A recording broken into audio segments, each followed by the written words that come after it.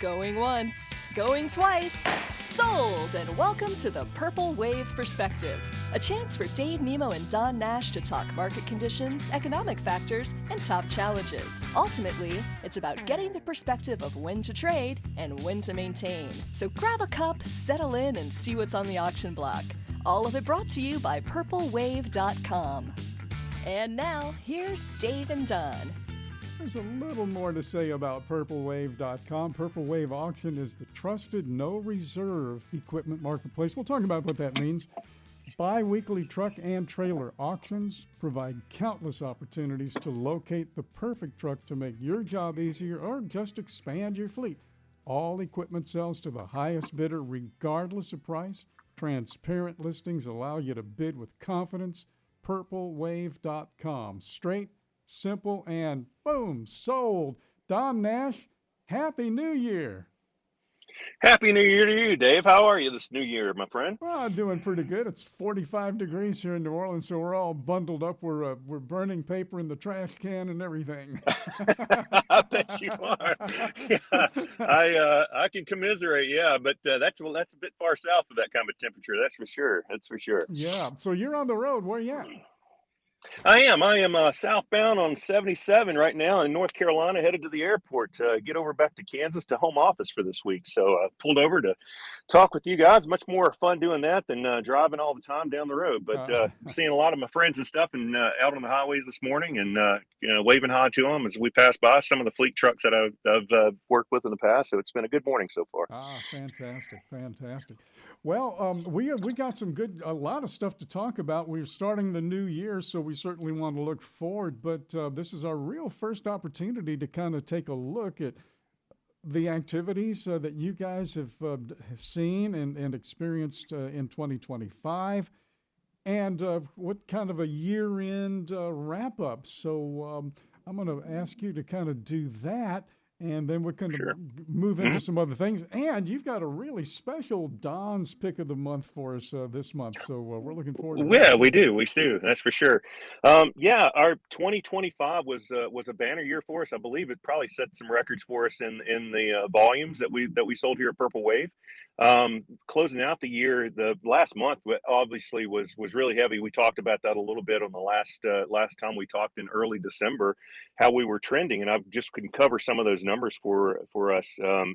During that month, we sold 340 trucks in December, which I think is probably close to record, if not, with the number of sales that we had, for a total of a little about 22,600 and some change in bids. That translates to about 66 bids per asset. So what does that mean? More activity, more revenue, more drive for it, a lot of interest in it. We actually saw a little bit of an uptick. I know I sent you a graphic earlier, but what's not on there is we saw a little bit of an uptick in overall value for the trucks that are being sold. And so about an 8% uptick overall in the last quarter of the last year is what I saw on it, at least from our data. So strong metrics going into the first year, comparatively speaking, to what the truck industry seems to be kind of faltering along a little bit or kind of rambling along, kind of flatlining in places. But that little bit of an uptick for people like myself and some other guys that are kind of data nerds and stuff like that, that's a pretty good indication of what we might be looking at coming into Q1. Big truck models that have been trading, obviously the larger fleets are moving some of their assets out at the end of the year. So we're seeing a lot of the line spec trucks like the Kenworth T680s, the Freightliner Cascadias, and the 126 versions of that, and a fair amount of Volvos that are out there on the road today that we're seeing a lot of transaction on. So all in all, it seems to be a pretty healthy market for the trucks. Nothing to scream and say we're getting ready to get on some sort of a explosive growth or anything like that. Don't want to couch it that way, but we are seeing a little bit of a turn into the improvement side of it with a little bit less of volume in the fleets, and of course that translates to a little bit more of that uptick in price that we've been seeing. Yeah. Now, I don't know if this is even a doable or even a possible, if there's an answer to this at all, but in your world, the Purple Wave world, is it is it just a completely different world than, say, the OEM retailers? You're talking about your dealer network on your new transfer? Yes, sir. It actually is. And now we do we do trend along with them in some aspects, but we diverge probably on more than we converge with them. And a lot of the divergence on that is really it's right now being spread with the fact that trucks are, new truck from a dealer is exceptionally expensive. There's a little bit longer lead times right now. There's questions about tariffs. How's that impacting on the cost of those trucks, et cetera. So what happens with the secondary market, as we like to refer to it, Hmm. is that it seems to be a little more stable on some of that stuff with pricing, especially that 5 to 7 year old class truck, which we sell the majority of.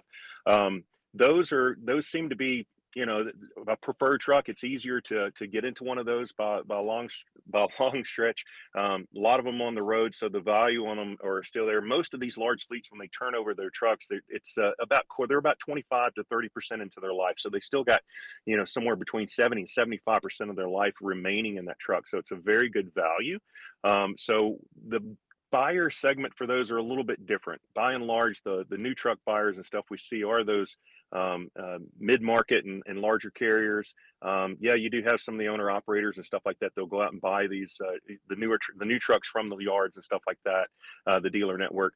But by and large, that secondary market, the auction market, and then the secondary used sales markets through those same OEMs seem to be a little more robust right now. And it's because this price stabilization seems to be there a little bit better, at least in what we've seen in the past, and comparatively speaking. And of course, there's that value to it. I mean, you can buy that new truck for $180,000, or you can get that same truck that's probably 3 to 5 years old, or the 5 to 7, for anywhere between 50% to 40 to 50% under that amount, and you still got a lot of that life left. And we talked about it before, the tech that's there that's necessary for, your ELDs and stuff like that are all inherent in most of those trucks that are on the secondary market today already. So Yeah, that wasn't the case maybe 10 years ago, but it certainly is now, isn't it? yeah, that is right. That's more of a stabilizing factor, because a lot of people had to get out of those trucks or add some bolt-ons to their older trucks to be compliant, et cetera. Hmm. But nowadays it's kind of inherent to it. So if you got a truck that's 8 to 10 years old or newer, you probably have that technology in there. And if it's 5 to 7 year olds, I'm almost certain that you do. So you're compliant with that. Um, One of the things you pointed out, and I want to kind of pull out here, Don Hmm. Nash is with us. This is the Purple Wave Perspective, purplewave.com. And we'll stay tuned for Don's pick of the month, too. You're going to love it. Maybe you and a friend might love it. There you Don go. knows what I mean. That's right. That's Um, right. Selection. It's like location, inflation on tires, and selection on trucks. I mean, there's nothing you can't find at Purple Wave. So, the selection's almost overwhelming in a sense. It is. We've had a great mix of trucks that come across, from the day cabs and the sleepers, all makes and models. The majority of the trucks that we sell are in that. Excuse me, a little bit of a cough there coming out of this holiday, but yeah, the trucks that we sell there, we've got a great selection of that. Again, all OEMs are almost, I would say, and I'm just looking at our trucks right now that we've got coming up on our sale on January 22nd. That's Thursday of next week. And yeah, we've got pretty much every make represented, every manufacturer's represented there, PACCAR products, Volvo, et cetera. So it is a cornucopia that's out there to it. So if you're looking for a truck, that market, purplewave.com obviously is a great place to go and reference that. But overall, the market itself has got a good selection that's out there. We've seen a lot of that developing over the last quarter. A lot of it's coming in. Like I had mentioned, the inventory is a little more shallow, I guess. This time last year, we probably had about a 12% increase in inventory versus what's available now. And of course, that helps drive some of that pricing, but that up in that 8% tick. But again, it's not any one single brand of truck or model or year. Actually, we've got pretty much the gamut that's out there, and that gives a lot of people the opportunity to find that right truck for their stuff. You mentioned tariffs a little bit earlier. I don't want to dwell on tariffs. Chris Hmm. Urban and Jimmy Mack and I just had a Yeah, it was a great segment. Oh, you heard it, yeah. But you did mention because that 12%. Do you think that might have been generated mostly by tariff fears or tariff hesitation? Well, it could have been. I think. I mean, we're talking about a year-on-year look at it. So Yeah. the OEMs themselves, obviously very smart about what they're wanting to do with their go forward with their orders and stuff like that. So I think it was a combination of that, the fear they didn't quite know what was going to happen. They knew something was going to happen, and we still aren't 100% sure what's happening. But so it's still a little bit of a guessing game here. I mean, but overall, I think that was a driver for it. So it rescinded some of the orders. I know some of the larger fleets out there backed down on some of the orders, but then again, that drove up a lot of the secondary market in value. And so a lot of people would think, okay, well, it's going to drive the volume down in that, but it necessarily didn't last year on that side. A lot of people saw the opportunity towards the end of the year that was happening. So they got into their market with their secondary truck. Maybe they were looking to scale down a little bit, hey, we're going to go from a fleet of 25 or 30 trucks and we're trying to get down to about 15. That's where we are a little more lean, a little more agile going into the year. Again, the year before last, so I've been, the last quarter of 2024 going into 2025.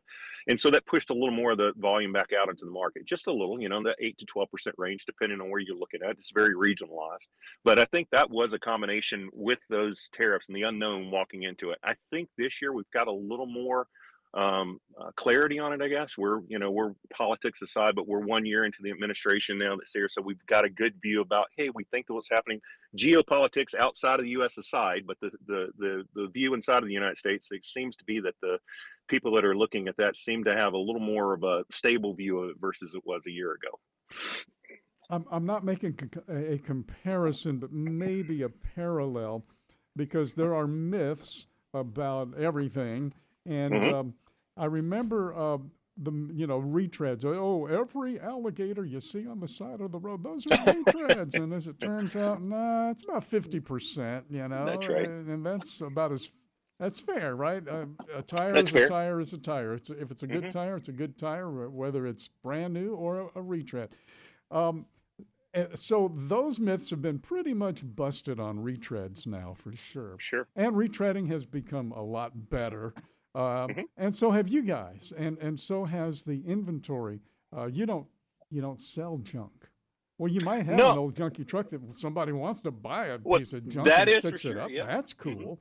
But they're not going to get a piece of junk unless they want a piece of junk, is what I'm trying to say. So can you maybe bust a couple of myths about buying at auction? And was the retread thing a little bit too pointed? No, I don't. I think you're about right on those retreads. I mean, a lot of the major fleets now actually, have either partnerships or conduct their own revulcanization of that stuff. I mean, the treads are, for drive axle tires and trailer tires, they're perfect. Of course, steer axles still have to be on OEM new, but yeah, I think it's a good comparison. Because you look back in the auction industry years back, and I mean, not even really in the recent history, but years back, there was that taint to it, right? There were people looking at, hey, that's in the auction for a pert reason because nobody else wants it. And they just got to find somebody to get rid of it. And that was to paraphrase it, an exit strategy for a lot of people, whether it was liquidation of their fleet because they're going out of business, or, hey, I got to get rid of that truck because I don't feel good about selling to anybody that I know. So it's an exit strategy for that. That's not the case in today's market. It's more of it's a selling strategy and a buying strategy for, you name the major fleet. They're represented at an auction somewhere, I promise you. And then every major buyer of most of the outside of the major fleets, because they have good deals going back from the new stuff. But those secondary mid-tier market guys, they are very heavy in that market space too for the auction. That used to be it's risky, that et cetera. But what we've done at Purple Wave specifically is that if you go into purplewave.com, our inspection reports that you see there and the functionality tests that we do videos, we show you the engine, we show you where you can see if it's got blow by or not. You can listen to the engine, you see it in operation. You've got, I don't know, between 80 and 120 photographs typically about that. We also do something that nobody else does. We connect you with that seller, with the owner. So you have that transparency to say, I really like that truck. It checks all my boxes, but man, if I could just ask a couple of questions to that owner. It's right there on the listing page itself. You can go to it. You can connect with them, phone or email, whatever they have up there, or both, and coordinate that way. And if you still have questions about it, give us a call. We'd love to help you out. To let you know. But I think that inspection process has become so good. Of course, technology is so much better than it was even 5 years ago, for that. I mean, we're implementing stuff that's coming up this year that is kind of cutting edge. I don't want to get too far ahead of. That'll be for another segment. But we got some we got some greatly improved stuff that's coming up. But that visibility of what that truck is, we try to replicate it as if you were walking around it and sitting in the cab. And I think we do a pretty good job at that. And that helps give that buyer confidence. So it exits that myth busting, or it targets that myth busting process just because you can look and see and touch and smell. Well, say not smell, but touch and feel, and maybe almost smell the diesel from it when you're looking at that review. So looking at those inspection reports, the combination of that along with being able to access that seller information, it should give a lot of people high confidence about what the truck is, instead of just kind of a guesswork showing up at an auction on a Saturday or Wednesday afternoon or something and hoping that you get a truck that doesn't have something wrong with it. That's just not the case. Certainly not at Purple Wave, but in the industry across the board, most major auction houses now are doing something very similar to that to bring that kind of a peace and buyer confidence to the market. Mm-hmm. Well, let's go away from the equipment just for a moment, because you really brought the human element in when you're talking about, well, you can go ahead and talk to the guy direct. Here's his number or her number. Through my career, I can't tell you how many times I've met guys, talked to guys who were company drivers for a lot of years. They ran a dummy company in the truck for a year, maybe a couple of years, and found out that, hey, I can do this and I think I can do it better. Do you guys get a lot of drivers who have been on the road for a long time who are now going to step into the water as an owner or operator for the first time? I'm sure you've met a lot of those folks. Oh yeah, for sure. Over the years, just way too many to count, to be honest. But yeah, I probably get a half a dozen of those calls a month or something like that. Not quite as frequently as I did probably 6 or 8, 10 years ago. It's especially 3, 4, 5 years ago, as we were coming just at the end of COVID and coming out when the market was just going crazy, and if you could fog a mirror, you could find a load to make money on back in those days. But yes, we do hear that quite a lot. I do talk to people that way. My advice to the people that are coming away from line draw fleets and starting their own stuff to do that is to do your homework. Use all the tools that we just talked about to look at that. Understand the market itself outside of the equipment. Understand where you're going to do your business at. But we do see quite a bit of those people that are exiting the fleet haulers, the large fleets and stuff like that, to try to get out there on their own. What we also see, Dave, is people that are already in that market looking to expand a little bit. Hey, I need another truck. I'm getting another driver, or put them under my authority and we'll run that way. Or they're running as a subcontractor to a larger fleet, doing their own, they're the power and they're pulling the loads. We see a lot of that. I've seen a lot of that uptick, and I would, from hearing in the market space, that is sort of I wouldn't say a new, but it's pivoting more to that, at least from what I'm seeing. I would love to hear what everybody that's listening on the program has about that. I may be shot in the face about it, but I may be a little wrong. Let me say this right here, Don. Let me interrupt you just quickly. Sure. Andre is here. He's got the phone in his hand. Guys, Great. if you want to pop in, maybe say hello to Don real quick and talk a little bit about this. We'd love to hear from you. We have time. The number is 615-292-6366, and Andre will let us know when someone calls in. So give us a buzz. We'd love to talk to you, and you don't have to you just answer Don's question about how you feel about that. Yeah. Just kind of curious, but we do see quite a bit of that. People are getting away from that a little bit and into their own operation, and trying to get their own authority. If they're not running on their own authority, they'll run under someone else's and subcontract that way. But that fleet expansion really right now is what I've seen a lot of, especially it seems like the last 6 months. A lot of people that are, hey, I've got 1 or 2 trucks. I think I can go a little bit bigger, and then a combination of it, Dave. We see some of the guys that are doing long haul over the road.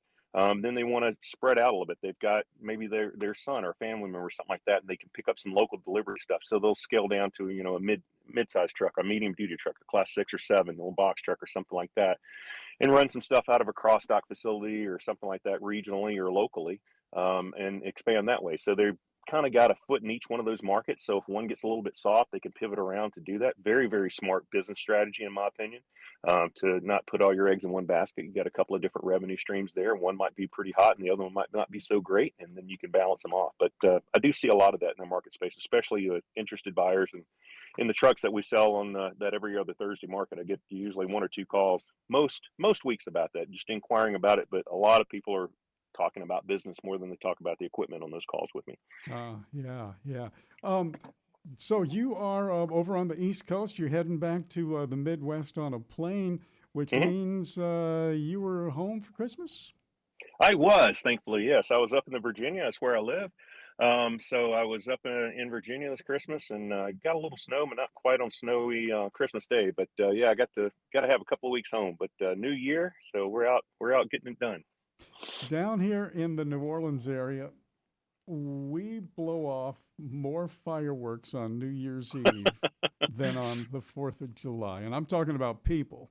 If you go to any neighborhood, all you got to do is stand in the middle of the street and you have a 360-degree light show going on for about 10, 15 minutes. It's crazy. What about that neck of the woods?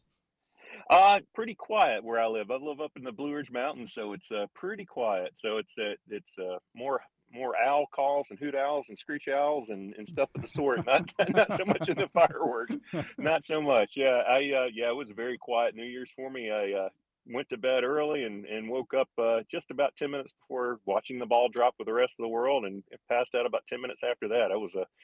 That's a young man's game back in those days. I could handle it, and I had actually been to New Orleans on the New Year's, and so I can attest to your to that fact. Yeah, I was amazed.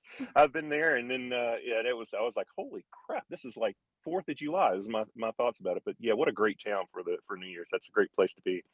You know, you talked a little bit about, well, you know, you have a truck and it's doing this thing, but maybe you can do something else over here with a smaller truck or a bigger truck, whatever, and kind of have it there. And you got, a couple of opportunities. I'm looking at the website right now, and I'm looking at the link belt excavator, and you guys don't just have trucks. Oh, not at all. Yeah, that's, like I said, it's just one of our what we call 5 core segments that we have. But construction market, so anything that digs and plays in the dirt, it's there. Typically, we have those auctions they parallel that. They run every other week, same as our truck auctions. We also have what we call our vehicle and equipment auction, again every other week. The vehicle and equipment auction is as it sounds. It's kind of the consumer class equipment. So you need your daughter needs a car to go to school in, or hey, I need an extra pickup truck for taking the trash out. Like my little brother just bought one not too long ago for that very purpose. We live out in the country, so you move your own trash, and he doesn't want to do it in his nice GMC, so he got him a beater F-150 to do it. But yeah, we sell all of that, and then we have in our government space too. We are very heavy in that space. So and that kind of encapsulates everything, right? Government sell everything from vehicles and pickups and stuff like that up to heavy equipment and dozers and cranes. And so the government auctions, again, every 2 weeks capture a little bit of all of that. But we are very in tune to that because we want to segment that out and represent that equipment to those markets and not just kind of dump it all in a basket and let everybody else try to sort it out. And because the things get confusing, then your equipment, if you're a seller, can run the risk of kind of getting lost in the event, et cetera. But we feel that segmenting that out in those core segments like we do, trucks included, and then representing that equipment to the specific buyers that'll be interested in that. And then that's what we do. That's why we call ourselves an asset-based organization versus an event-based organization. We don't just throw up a sign and say, hey, we're having an auction on such and such day. Everybody show up and maybe find something that you're looking for. We actually host those events every other week, and during that interim time when we've got that up online, like we'll talk about in a second with the trucks of the month, we actually want to find the right buyers for those trucks, to get that information to those people that are interested in that. So we really target that segment, and we've done a lot of background research. We've got a business development team that's second to none. Our marketing stuff, if you're listening to right now on the radio, I can promise you that you have seen a Purple Wave. That'd be another call for Dre to field. If you've not seen a Purple Wave ad, I would love to hear from you because, man, we're going to find you and put you in front of it. But we've done a lot of work in that. But that segmentation information and going to market strategy like that is very, very important to us.